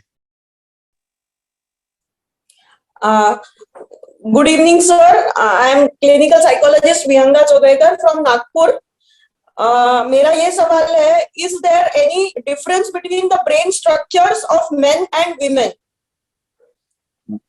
मैम, हमने ये शुरू में ही बात की है, आप शायद लेट ज्वाइन हो चुके थे। ओके, आप बाद में YouTube पे देख सकते हैं। YouTube पे हम अपलोड करेंगे तो आप उस टाइम पे देख सकते हैं। ओके, और अगर किसी को कुछ क्वेश्चन किया था तो आप अगर अभी और किसी को कुछ क्वेश्चन पूछना है तो कृपया हैंड रेज कर सकते हैं, मैं उनको मौका दूंगा। यहाँ पे पिंकी शाह ने क्वेश्चन पूछा है कि अगर किसी आदमी को वाइफ के बारे में या फिर किसी और के बारे में ज्यादा सस्पिशियसनेस हो तो क्या वो प्रॉब्लम हो सकता है, तो क्या वो कोई बीमारी हो सकती है? Okay, very important question. शक करना, जिसको हम लोग बोलते हैं कि सस्पिशियस बिहेवियर जो होता है, या जिसको पैरानोया भी बोलते हैं इंग्लिश में, तो ये बहुत बार इंडिविजुअल्स में, स्त्रियों में भी होता है, लेकिन आज जो हम लोग पुरुषों के बारे में ज्यादा बात करें तो पुरुषों के बारे में ही बात करेंगे। तो बहुत सारे पुरुषों में भी ये कॉमन होता है। और ये होने के पीछे एक तो उस पर्सन का पर्सनालिटी ही शकी मिजाज का है, ठीक है, या उसको शक का बीमारी हुआ है, या उसके एडिक्शन के प्रॉब्लम के वजह से उसमें ये मानसिक भावनिक जो बदलाव आए हैं। तो ये तीनों भी साइड फैक्टर्स हो सकते हैं। और इसके वजह से बहुत बार जो कौटुंबिक जो समस्या है, जो डोमेस्टिक वायलेंस है, या जो भी कुछ डिवोर्स जैसे एक्सट्रीम स्टेप्स है, तो ये बहुत बार कॉमन है ये शक की तकलीफ की वजह से।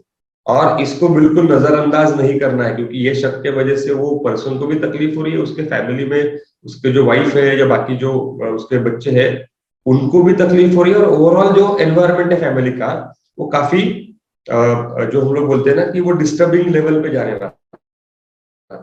तो इसलिए ये वाला जो प्रॉब्लम है ये अलार्मिंग है, और इसको इमीडिएटली साइकियाट्रिस्ट का हेल्प लेना जरूरी होता है, और ये मानसिक समस्या है।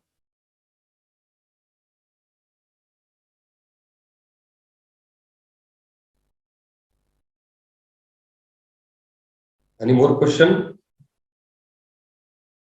विहंगा जी, आपको अगर कुछ क्वेश्चन पूछना है तो अनम्यूट कर सकते हैं। अगर आपको क्वेश्चन ऑलरेडी रिप्लाइड है तो आप हैंड नीचे कर सकते हैं। I have typed my question in the chat box. कि अपने सोसाइटी में हमेशा लड़के रोते हैं तो बोलता है अरे लड़का होके तू रोता क्यों है, लड़की की तरह रोता है। So is it related to conditioning or is it biological, and how it is affecting the mental health of men? Okay madam, इसका भी जो डिस्कशन है वो थोड़ा सा स्टार्ट ऑफ द प्रोग्राम में हुआ था। बस थोड़ा सा आपको, क्योंकि आपने इसके पहले भी क्वेश्चन पूछा था, उसका भी हम लोग आंसर नहीं दे पाए बिकॉज वो भी कवर था टॉपिक। तो इसको मैं थोड़ा सा हाईलाइट करूंगा 1 मिनट में। इट इज नॉट बायोलॉजिकल, क्योंकि ब्रेन के हिसाब से देखा जाए तो इमोशन सबको है, ठीक है, तो सैडनेस वाला या क्राइम वाला जो भी एक एक्सप्रेशन है जो सैडनेस का, तो वो भी बायोलॉजिकली दिया है, वैसे सेंटर्स है ब्रेन में। It is more of an conditioning, it is more of an social, cultural, religious, parenting, upbringing वाले फैक्टर्स, ठीक है, जिसके वजह से ये जो स्टीरियोटाइप जो है ना, वो अपने समाज में बहुत है, और इंडियन समाज में भी बहुत ज्यादा है, ठीक है। थोड़ा सा बोल्ड स्टेटमेंट है, लेकिन बहुत बार जो वेस्टर्न जो समाज है उसमें कभी कभी इमोशनल एक्सप्रेशन के लिए एवेन्यू ज्यादा मिलते हैं। अपने इंडियन समाज में कभी कभी लड़का है तो तुझे ये करना है, जेंडर रोल तेरा ऐसा है तो तुझे इस प्रकार से तुझे करना है, तो तू रो नहीं सकता है, तू बात नहीं कर पाएगा, तो अपने दुख को एक्सप्रेस करना गलत है। ये तेरा मैनलीनेस जो है वो तेरा कम कर सकता है। तो yes, definitely this is related to conditioning. Thank you. यहाँ पे रश्मि जी ने एक क्वेश्चन पूछा है। एक्चुअली हमने उसके बारे में थोड़ी सी बात की है, लेकिन थोड़ा सा डिटेल में हमें बात करनी चाहिए। पुरुष वैसे तो प्रॉब्लम्स बताते नहीं है किसी को, लेकिन अगर वो खुद भी पूछने जाए, या वाइफ है वो अगर पूछने जाए, या फिर घर वाले कोई पूछने जाए, तो फिर भी वो शेयर नहीं करते हैं। तो इसके पीछे उनकी मेंटालिटी क्या होती है, और उनको अपनी प्रॉब्लम्स शेयर करने के लिए उनको कैसे प्रवृत्त किया जाए, कैसे वो बात निकाली जा सकती है, या फिर शेयर करने के लिए उनको मजबूर किया जा सकता है। ओके, मेंटेलिटी के बारे में तो हम लोगों ने डिस्कस किया था। मैं उसको हैंडल कैसे करना है इसके बारे में बात करता हूँ। एक तो कोई भी पुरुष है, उसमें अगर उसको कुछ इश्यू चल रहे हैं, तो वो अगर आपने अगर 2-3 बार पूछा भी है, तो शायद से उस पर्सन के रिलेटेड उस मेल को वो प्रॉब्लम अभी एक्सप्रेस नहीं करने हैं, ऐसा हो सकता है। आपको एक्सप्रेस नहीं करने हैं, ऐसा हो सकता है। या he still trying to figure out कि वो शायद से अपने आप से उसको सॉल्व कर सकता है। ठीक है, ये शायद से कुछ फैक्टर्स हो सकते हैं कि जिसके वजह से वो इंडिविजुअल जो है वो आपने 1-2 बार बात करने के बाद भी शायद से नहीं एक्सप्रेस किया है, या नहीं उसके बारे में डिस्कशन किया है। ठीक है, अभी डेफिनेटली कोई भी चीज में अगर हम लोग ऑब्सेसिव होके अगर पीछे पड़ते हैं कि मुझे बताओ मुझे बताओ मुझे बताओ, बार बार अगर पूछते हैं, तो भी फ्रस्ट्रेशन लेवल बढ़ता है। और वो कभी वो फ्रस्ट्रेशन लेवल बढ़ने के वजह से भी वो कभी कभी बात जो करनी है, मुझे बताना है, वो और जिसको हम लोग बोलते हैं ना, और सिक्लूजन में चले जाते हैं, और विड्रॉल में चले जाते हैं कि अरे कैसे क्या बात करें, या नहीं करना है बात करके। तो yes, give some time to that person, उस इंडिविजुअल को थोड़ा सा टाइम दो। ठीक है, कुछ टाइम के बाद फिर से बात करने का कोशिश करो। मैं टाइम यानी मैं मिनट्स के लिए बात कर रहा हूँ, शायद से कुछ दिन देने पड़ सकते हैं। प्रॉब्लम अगर ज्यादा है तो शायद से थोड़ा सा 1 हफ्ता भी देना पड़ सकता है। तो गिव सम टाइम। ठीक है, हमेशा कभी कभी बात करने से ही वो बताएगा, ऐसा नहीं है। We can definitely utilize other way of communication. हम लोग अदर कम्युनिकेशन के बारे में भी बात कर सकते हैं। व्हाट्सएप है अवेलेबल, मैसेज छोड़ के रखो कि if it is your husband, if it is your father, if it is your son, if it is your brother, friend, कोई भी, कि मैं आपके बारे में कंसर्न हूं, कुछ दिनों से आप थोड़ा सा टेंशन में लग रहे हैं, मैंने बात करने की कोशिश किया था, शायद से आप मूड में नहीं हो बात करने के बारे में। ठीक है, मैं कोई भी प्रकार से आपको फोर्स नहीं कर रही हूँ, लेकिन अगर कुछ सच्ची में ज्यादा टेंशन वाली बात है तो आप मेरे से एक्सप्रेस कर सकते हो, मैं इसमें आपके साथ हूँ। हम लोग शायद मिल के ये समस्या में हम लोग कुछ ना कुछ हल निकाल सकते हैं। मैसेज छोड़ के रखो। ठीक है, उसके बाद शायद से वो पर्सन ओपन अप होने के बारे में सोचेगा। Thank you. मुझे लगता है उन्होंने मेंटेलिटी के बारे में जो पूछा है, तो मेल फीमेल जब भी प्रॉब्लम शेयर करते तो उनका जो बेसिस होता है वो सपोर्ट ओरिएंटेड होता है, कि उनकी बात सुनी जाए, उनको सॉल्यूशन देने की जरूरत नहीं, उनको सिर्फ सुना जाए, या फिर उनको थोड़ा सा एम्पैथी मिले, ये रिक्वायर्ड होता है। लेकिन जब पुरुष शेयर करते हैं तो उनको यूजुअली वो सॉल्यूशन बेस्ड ओरिएंटेशन उनका होता है, उनको सॉल्यूशन होना चाहता है। वो अपने फ्रेंड से वो शेयर यूजुअली करते हैं, क्योंकि उनको पता चलता है कि फ्रेंड उनको उनकी उस मेंटालिटी से सोच सकते हैं, उनकी मदद कर सकते हैं, वो प्रॉब्लम सॉल्व करने के लिए मदद कर सकते हैं। तो जब वो घर में वाइफ को बारे में वाइफ को शेयर करें तो उनको लगता है कि अगर उससे सोल्यूशन मिलना ही नहीं है, उनसे सोल्यूशन नहीं मिलेगा, तो उनको बताने की क्या जरूरत है। तो वो थोड़ा सा एक अप्रोच जो होता है, फीमेल में सपोर्ट बेस्ड अप्रोच होता है और मेल में सोल्यूशन बेस्ड अप्रोच होता है। तो वो एक थोड़ा सा मेंटेलिटी में डिफरेंस होता है। हम एक दो क्वेश्चन और लेंगे, उससे पहले आज का जो दूसरा क्वेश्चन है वो मैं पूछना चाहूंगा। जैसे हमने घर पे वो पर्सन के लिए टिप्स की बात की थी, वैसे ही सर ने घर वालों को भी कुछ बातें बताई थी, घर वालों ने भी कुछ बातें ध्यान रखना है ये बताया था, उनके लिए भी कुछ टिप्स दी थी। उनमें से कोई भी 4 टिप्स आपको यहाँ पे शेयर करनी है। यहाँ पे शिरीष जी क्वेश्चन पूछना चाह रहे हैं, लेकिन उनका क्वेश्चन थोड़ा सा अनक्लियर है। शिरीष जी, मैं आपको रिक्वेस्ट करूंगा कि आप खुद को अनम्यूट कर सकते हैं, क्वेश्चन पूछ सकते हैं। आप मराठी में भी क्वेश्चन पूछ सकते हैं, आपको दिक्कत आ रही है तो, या तो फिर आप फिर से एक बार मराठी में क्वेश्चन टाइप कीजिए ताकि मुझे पता चले। आपके क्वेश्चन से थोड़ा सा पता चलना मुश्किल है कि आपको एग्जैक्टली क्या पूछना है।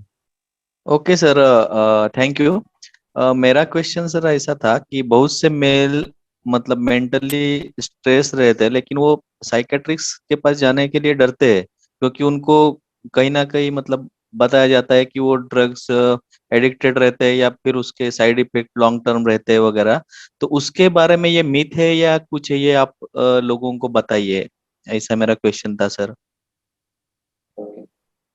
ओके, ये जो मिथ है या जो मिसकंसेप्शन है, ये ना काफी जनरलाइज है। मैंने मेरे जो अभी पहला सेशन चला था उसमें भी थोड़ा बात करने की कोशिश किया। ये जनरलाइज है। ओवरऑल फिजिकल हेल्थ के जैसा मेंटल हेल्थ को एक तो इम्पोर्टेंस देने में डिफिकल्टी आ रही है। दूसरी बात है कि उसके बारे में काफी सारे मिसकंसेप्शन की वजह से हम लोग एक प्रकार का कलंक लेके चल रहे, स्टिग्मा लेके चल रहे। अच्छा, ये साइकियाट्रिस्ट के पास गया तो इसको पागल ही हो गया, इसको अगर गोली चालू किया तो शायद से उसका एडिक्शन ही लग जाएगा करके। तो जैसे पैर में फ्रैक्चर हो सकता है, वैसे ही दिमाग में फ्रैक्चर हो सकता है, डिप्रेशन हो सकता है। ये समझना जरूरी है। पैर में फ्रैक्चर हो गया, ऑर्थोपेडिक डॉक्टर के पास जाने के लिए हम लोग ऐसा आगे पीछे सोचेंगे कि अरे लोग क्या सोचेंगे, तो पैर का हड्डी टूट गया, घर पे ठीक नहीं कर पाया, डॉक्टर के पास चला गया। ऐसा कभी सोचते हैं? नहीं सोचते। वैसे ही अगर ब्रेन में फ्रैक्चर हो रहा है, जैसे हम लोग डिप्रेशन का बात कर रहे हैं, तो वैसे भी वो अपने आप से अगर ठीक नहीं होने वाला है तो उसको डॉक्टर के पास जाना है, साइकियाट्रिस्ट के पास जाना है। तो उसमें कलंकित भावना, स्टिग्मेटाइज भावना लेके चलना गलत है।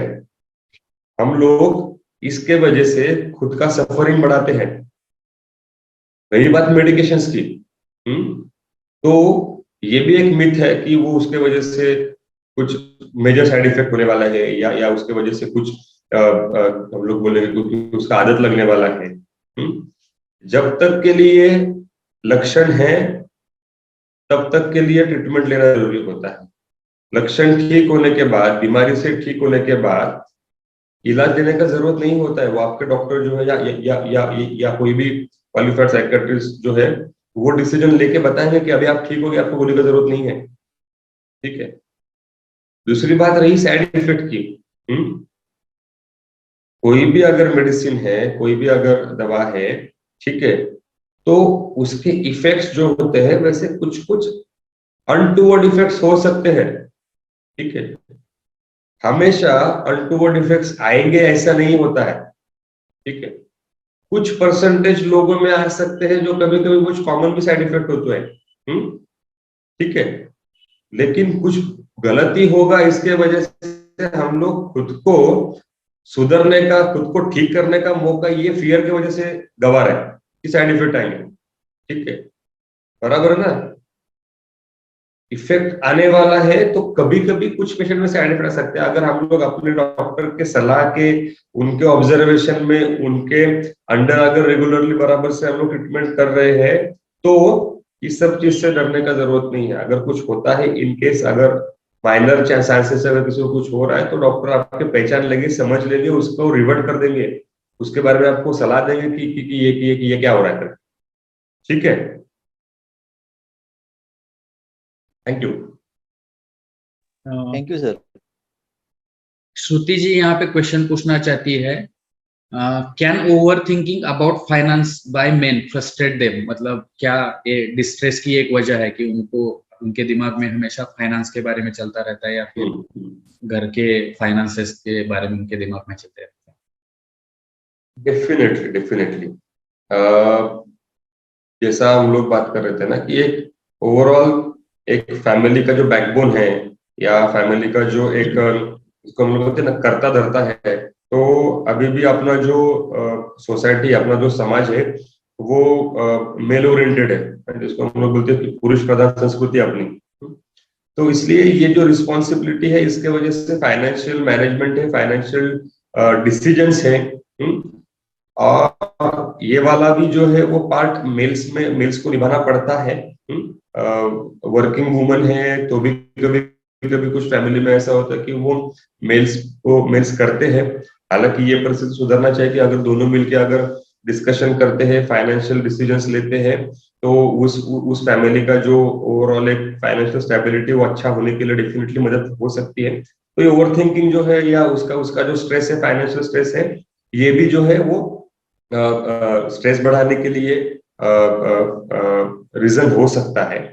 तो अगर ये हो रहा है तभी भी, जैसे मैं अभी बात कर रहा था कि जिस फैमिली में फाइनेंशियल डिस्कशंस भी जो है ओपनली किए जा सकते हैं या किए जाते हैं, या जो डिसीजन है कि बच्चों को कौन से स्कूल में पढ़ाना है, उसके लिए कितना कॉर्पस लगने वाला है, या अपने को अपने फ्यूचर लाइफ सिक्योर करने के लिए क्या क्या चीजें करनी पड़ सकती है, रिटायरमेंट के लिए क्या क्या करना है, तो ये अगर डिस्कशन फैमिली में अगर मेल फीमेल अच्छे से कर रहे हैं तो वो फाइनेंशियल स्टेबिलिटी अच्छा आने के लिए मदद हो सकती है। तो females can take lead in this discussion also अपने हस्बैंड के साथ।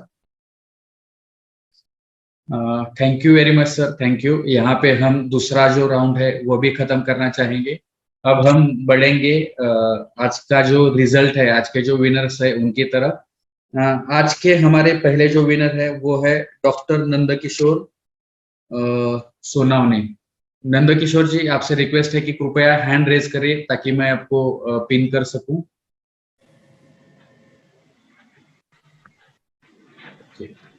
आपका वीडियो चालू कीजिए ताकि हम आपको देख सके।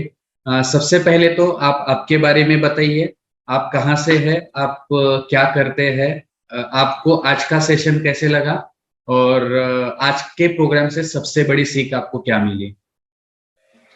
सर मैं औरंगाबाद से हूँ, डॉक्टर नंदकिशोर सोनोनी। मेरा पीएचडी है एक्चुअली एनवायरमेंटल साइंस में, बट एडवांस डिप्लोमा किया है मैंने साइकोलॉजी में, काउंसलिंग एंड मेंटल हेल्थ का। ओके, तो it is my one of the interesting topics. तो मैं ज्वाइन करता हूँ हमेशा और बहुत कुछ सीखने को मिलता है आपके प्रोग्राम में से। आज का टॉपिक भी इम्पोर्टेंट था क्योंकि जैसा कि अपना मेन क्या बोलते हैं उसको, डोमिनेटेड सोसाइटी है, तो उन पे रिस्पॉन्सिबिलिटीज भी बहुत ज्यादा होती है। तो उनको उतने ही इश्यूज होते हैं, उतने ही प्रॉब्लम्स फेस करने होते हैं। तो उस हिसाब से ये टॉपिक आज का इम्पोर्टेंट था।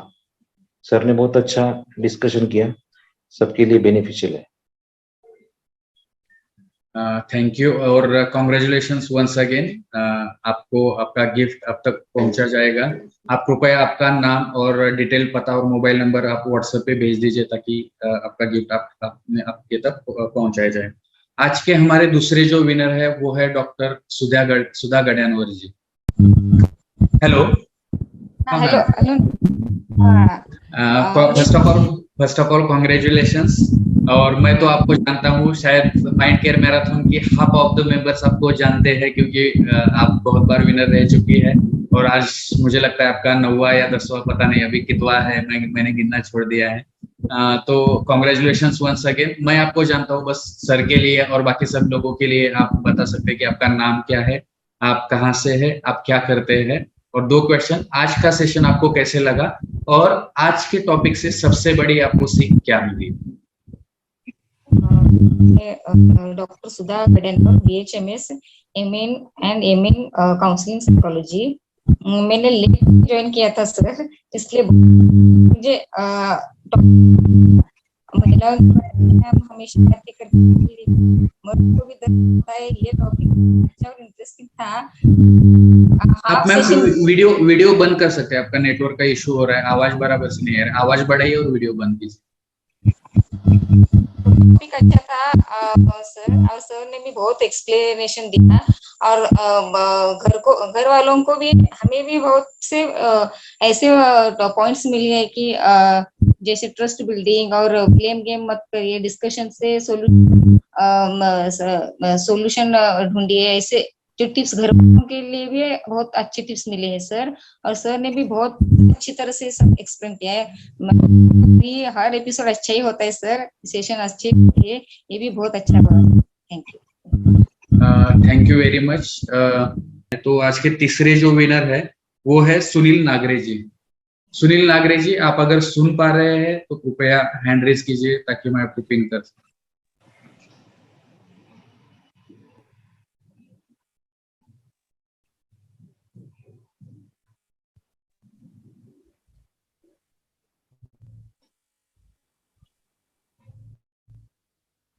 Hello sir.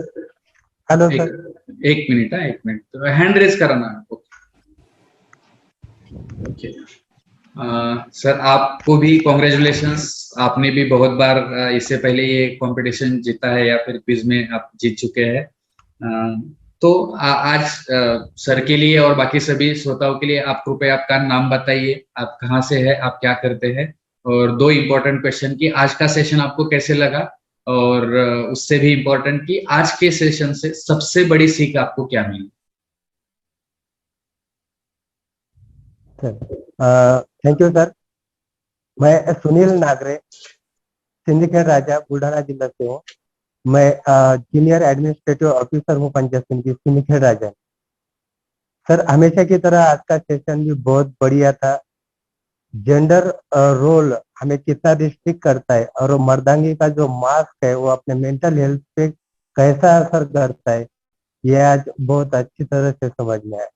सर, आज के सेशन से जो सीख मिली है वो है अपना केयर अपने को खुद करना है। Thank you sir. Thank you Anup sir. Thank you very much और कॉन्ग्रेचुलेशंस वंस अगेन। तो सभी विनर्स को फिर एक बार बधाई, और आप कृपया आपके एड्रेस 2 लोगों के है, तीसरे सर का भी हमें मिल गया है, तो आपके गिफ्ट आप तक पहुंचाए जाएंगे। मेरी सभी लोगों से रिक्वेस्ट है कि कृपया एक्टिवली पार्टिसिपेट कीजिए, क्विज में भी पार्टिसिपेट कीजिए ताकि आपको भी जीतने का मौका मिले।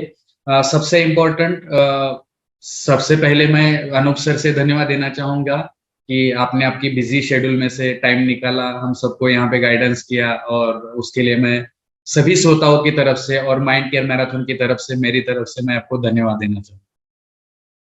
Thank you Atul, it was really a wonderful session and I am very much privileged।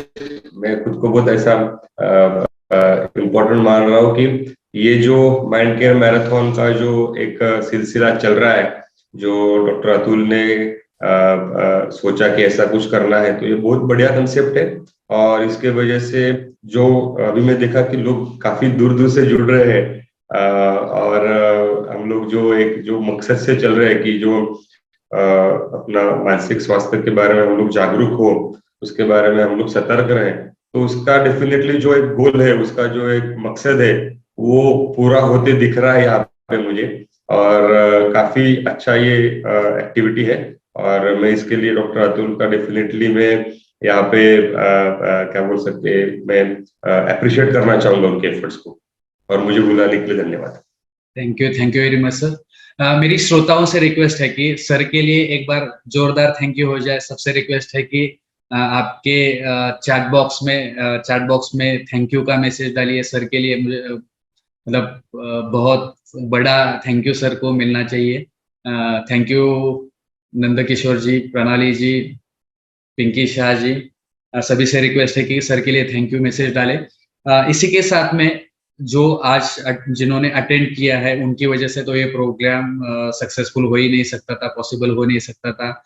तो आप सभी श्रोताओं के लिए मैं धन्यवाद देना चाहूंगा, आपसे भी थैंक यू करना चाहूंगा। तो आप खुद के लिए भी एक थैंक यू मतलब मैसेज चैट बॉक्स में डाल सकते हैं।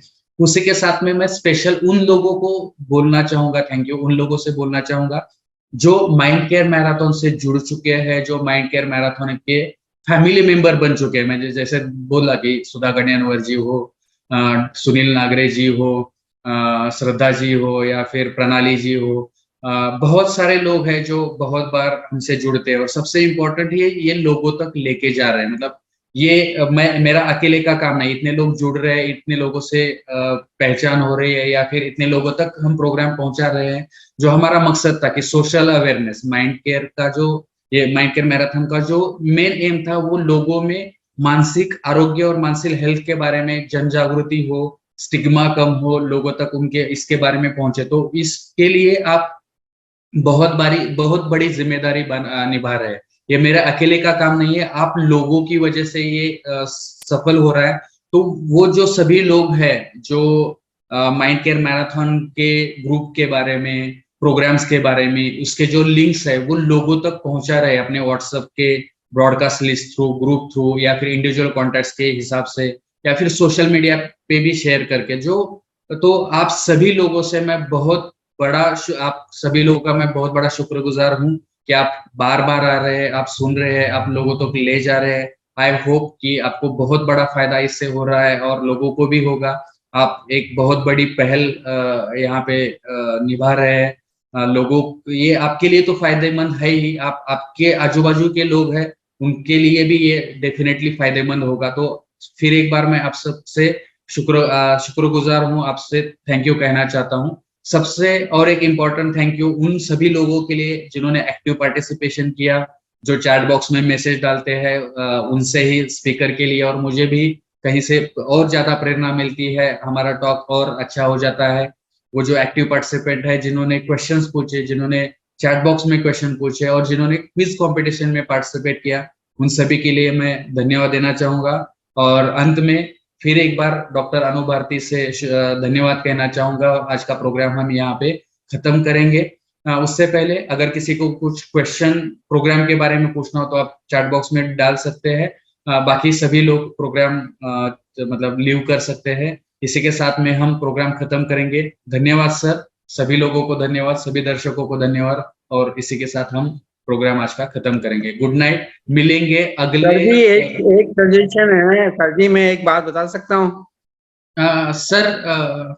आप मुझे एक बात बतानी है कि आप अगर समझ लो 5-10 मिनट पहले चालू करके म्यूजिक चालू कर दें तो ये जो हमारा 10 मिनट वेस्ट होता है, 7:10 मिनट वेस्ट हुआ, वो वेस्ट नहीं होगा। आप 10 मिनट पहले चालू करके म्यूजिक चालू करके और ट्रायल कर ले तो हमारा 10 मिनट वेस्ट नहीं होगा डॉक्टर साहब। Okay, thank you. एक्चुअली मैं 10 मिनट पहले जुड़ चुका था लेकिन नेटवर्क का जो इशू था आज यहाँ पे, नेटवर्क का बहुत बड़ा इशू, मतलब आज मैंने मोबाइल नेटवर्क से ज्वाइन किया है। एक्चुअली जो ब्रॉडबैंड कनेक्शन है वो काम नहीं कर रहा है, उसकी वजह से मैं सभी लोगों को माफी मांगना चाहूंगा और डेफिनेटली आपका सजेशन अच्छा था, मैं उसको अगली बार से मतलब अप्लाई भी करूँ। धन्यवाद। और किसी को सजेशन देना हो टॉपिक के बारे में तो आप कृपया 9503421124 इस नंबर पर प्राइवेटली आप दे सकते हैं। अगले मंथ में हम चाइल्ड मेंटल हेल्थ के बारे में चालू कर रहे हैं। चाइल्ड मेंटल हेल्थ के बारे में हम बात करेंगे। 6 टॉपिक्स है, बहुत अच्छे टॉपिक है, तो जो मिलते रहिए, जुड़ते रहिए, आते रहिए।